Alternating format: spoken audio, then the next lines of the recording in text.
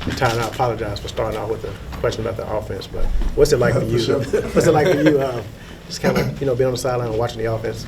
I mean, we feed off them, so it's a lot of big personalities over there, a lot of playmakers. And so, I think collectively, I think we're at our best when we kind of using each other, and feeding off each other. So that was a great start. How does with that offense, how does having them score on 9 straight possessions end up impacting, what y'all do on the defensive side? Well, I think it's, for us, it's lunchtime. We know we're going to have a chance to, make a play. I think it's important for us to just, win first down and, get those teams in those third and longs. And, I think defensively, we're able to kind of come alive. So, hats off to the offense. Those guys, definitely carried the weight, pretty much the whole game. Is what you saw today kind of typical of what you had seen in Irvine and all through camp? Yeah. I mean, we were competing, man. Like, really, ever since we came back, like phase 1 and phase 2. Obviously, phase 1 is more like, just working out in meetings. But, once we got to phase 2, man, like we kind of knew, it just felt different. You know what I mean? And, especially going to camp, man, like just competing against that offense and, like I said, that skill set too. Like we knew what, NFL was going to be up against. Obviously, man, this is all about executing and, guys just making plays like when the numbers call. So it was a few guys that didn't really, make a play, but like we know they can make those plays too. So just looking forward to that, continuing to just. What's it like playing a game like this? Just everything snowballing and going right for you guys. I mean, you can't necessarily bank on it to kind of go your way, like it went today. But when it do, man, I think like I said, man, everybody has to be ready, when the number calls. So it was a lot of us that, had opportunities to make plays and we made them. And so just trying to keep that going. Can you walk us through the play where you were able to come in, make the sack, get the fumble, and then recover it? Yeah, I mean, initially I thought I kind of overran it and, just really threw my hand out there late. And, from there, man, it was just like, where's the ball? You know what I mean? So I tried to smack it. I thought I hit it away from it, but actually I hit it closer to me. So, and then from there, man, it's just like, just try your best to kind of corral it and, just keep it, So, but yeah, man, like those are the kind of plays that, I think we're able to make, when we flying around. Tell me about Will Harris, like setting the tone early in the game. Nah, man. Will has had a great spring. He's a smart player. He's a player that can really play, 4 or 5 positions, in the back end. And so I think that versatility, along with, his mental capacity to kind of, really use information and take it to the field. Not every player is able to do that. But yeah, man, like I said, man, we were just trying to make the plays that come to us, because so many times we look back on games and, we maybe dropped that ball or didn't recover that fumble. So, today, all the hard work kind of paid off, from the spring and camp.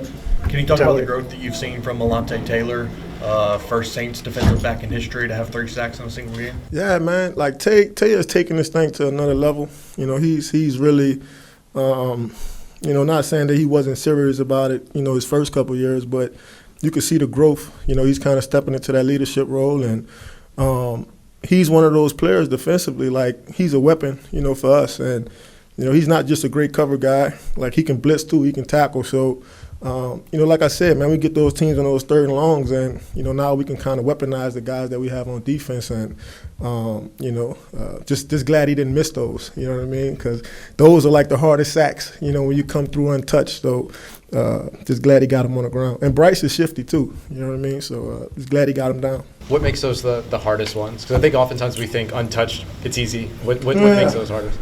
It's just hard, man. I think as a defender, you understand that they have two-way goals. You know what I mean? And then some of these quarterbacks, well, most of them now, like that's what make them special is their pocket awareness and escapability. You know what I mean? So, yeah, man. Like glad he got them down. With the defensive backs accounting for 3 turnovers and 3 sacks, does that seem like a unusual formula to you, or something that is very realistic on a regular basis for a defense like this? I think it's realistic.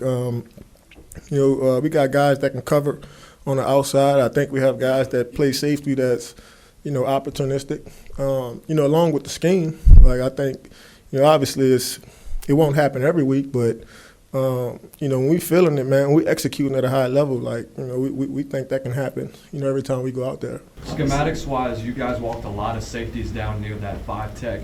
Is that something that's going to be a regular thing with safety blitzes or coming off the edge of that corner? We'll see. We'll see. I think with this team, you know, we had a couple nuggets. You know, we had a couple beads on, you know, when we can, you know, pressure those guys or send a safety, send a defensive back. So, but every week it changes. You know, I think, you know, we have the ability to do whatever we want to do and be successful. So, yeah, maybe next week it won't be that. Who knows? Obviously, it's one. You guys are in Dallas next week. Is there any like little areas of improvement that you like hope that your team capitalizes on?